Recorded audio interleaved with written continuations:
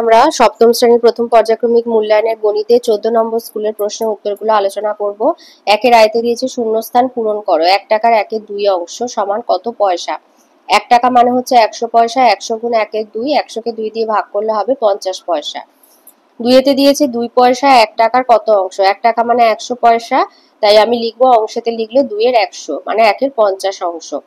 3 দিয়েছে ফাঁকা ঘর পূরণ করো। -10 + 4, 4 মানে প্লাস এটা আর কি, প্লাস মাইনাসে তাই মাইনাস হবে, আর 4 10 40 -40। 4 দিয়েছে চতুর্থ পদ বের করতে হবে। চতুর্থ মানে দ্বিতীয় গুণ তৃতীয় ভাজিতক প্রথম পদ। 7 গুণ 25 ভাজিতক 5, 25কে 5 দিয়ে কাটলে 5, তাহলে চতুর্থ পদ হবে 35।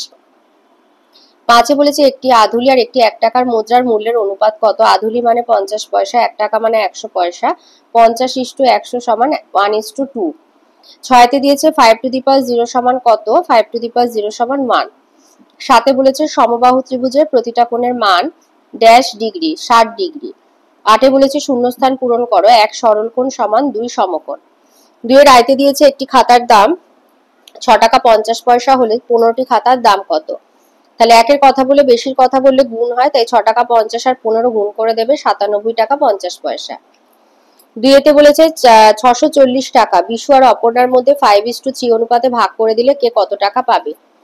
তাহলে বিশু আর অপর্ণার মধ্যে 5:3 অনুপাতে ভাগ করে দেবে, তাহলে বিশু পাবে 640 গুণ 5 এর 8, 5 আর 3 যোগ করলে 8 হয়, তাই 5 এর 8 কাটাকুটি করলে 8 8 64 80, আর 5 আর 8 গুণ করে 400 টাকা। বিশু পাবে 400 টাকা আর অপর্ণা পাবে 240 টাকা। 640 গুণ 3 এর 8। 3 বলেছে জল জমে বরফে পরিণত হলে আয়তন 10% বাড়ে। কিছু পরিমাণ জল এবং তা থেকে উৎপন্ন বরফের অনুপাত কত হবে। জলের আয়তন 100 একক, বরফের আয়তন হবে 100 + 10 মানে 110 একক।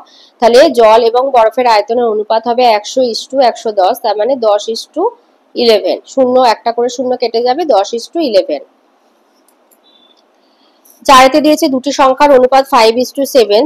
সংখ্যা দুটির গসাগু 13 হলে সংখ্যা দুটি কি কি।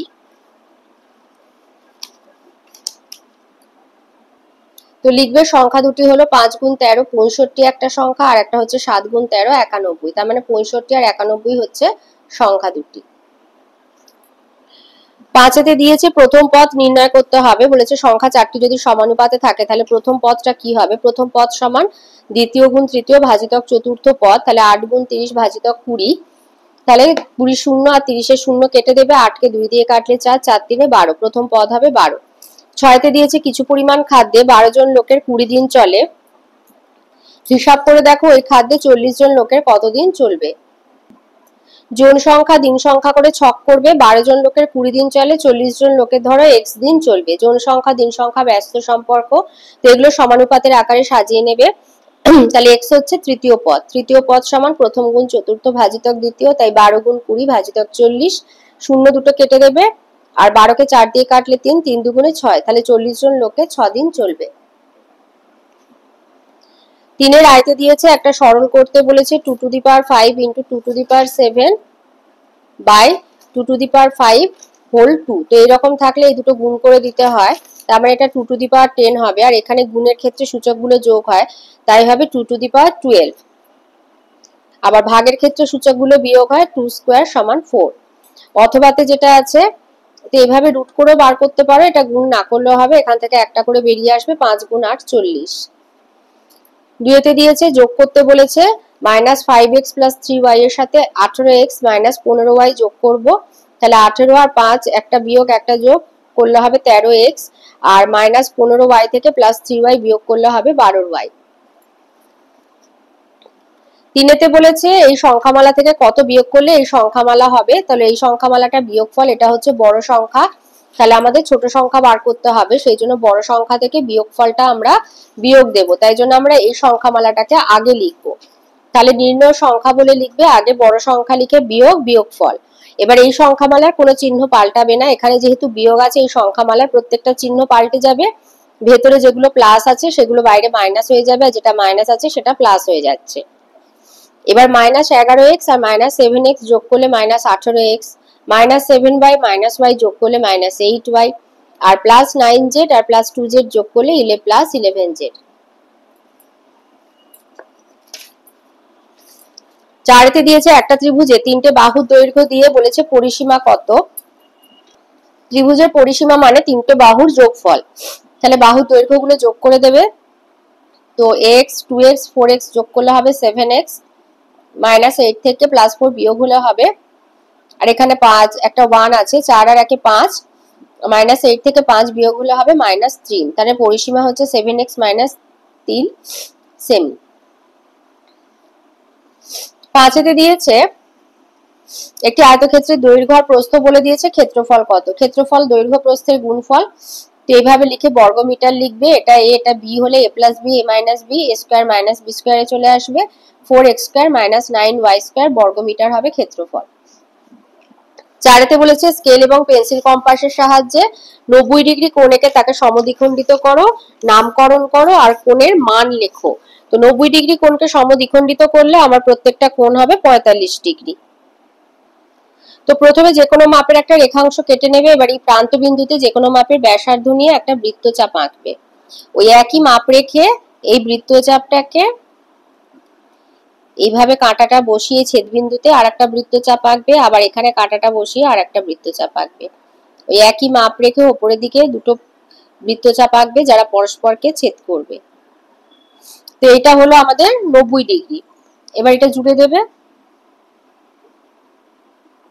এবার এই 90 ডিগ্রির এই বিন্দু থেকে আর এই বিন্দুর মাপটা নেবে, মাপটাকে নিয়ে সমদ্বিখণ্ডিত করবে।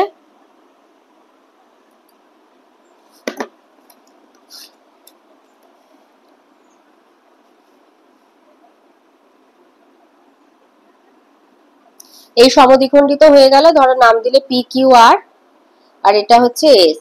এবার বলেছে আমাকে সমদ্বিখণ্ডিত করে নামকরণ করো, তাহলে হচ্ছে পি কিউ এস সমান এস কিউ আর সমান 45 ডিগ্রি, আর কোণ পি কিউ আর সমান 90 ডিগ্রি।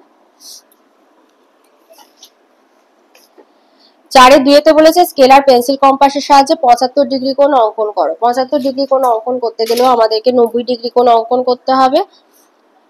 আবার যে কোনো মাপের একটা রেখাংশ টানবে, রেখাংশ টেনে এক প্রান্তে কাঁটাটা বসিয়ে যে কোনো মাপের ব্যাসার্ধ নিয়ে একটা বৃত্তচাপ আঁকবে, যেভাবে 90 ডিগ্রি কোণ আমরা এক্ষুনি আঁকলাম।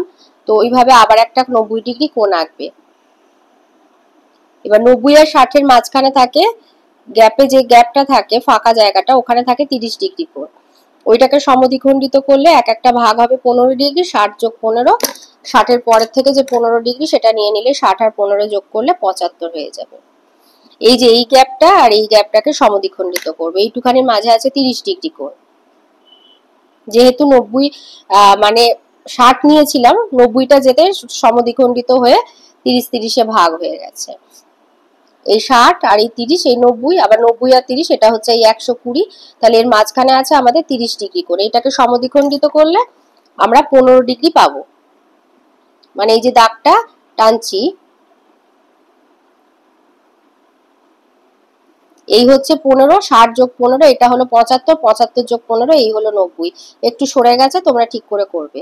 এ বি সি সমান হবে 75 ডিগ্রি। হয়ে গেল, আর কিছু করতে হবে না। এবারে 3-এর দাগে দিয়েছে স্কেলার কম্পাসের সাহায্যে 60 ডিগ্রি কোণ অঙ্কন করো। আমরা এই দুবারই 60 ডিগ্রি কোণ আঁকলাম। তো 60 ডিগ্রি কোণ আঁকাটা কোনো ব্যাপার নয়, যে কোনো মাপের রেখাংশ কাটবে, কেটে আর প্রান্ত বিন্দুতে যে কোনো মাপের ব্যাসার্ধ নিয়ে বৃত্তচাপ আঁকবে। ওই একই মাপ রেখে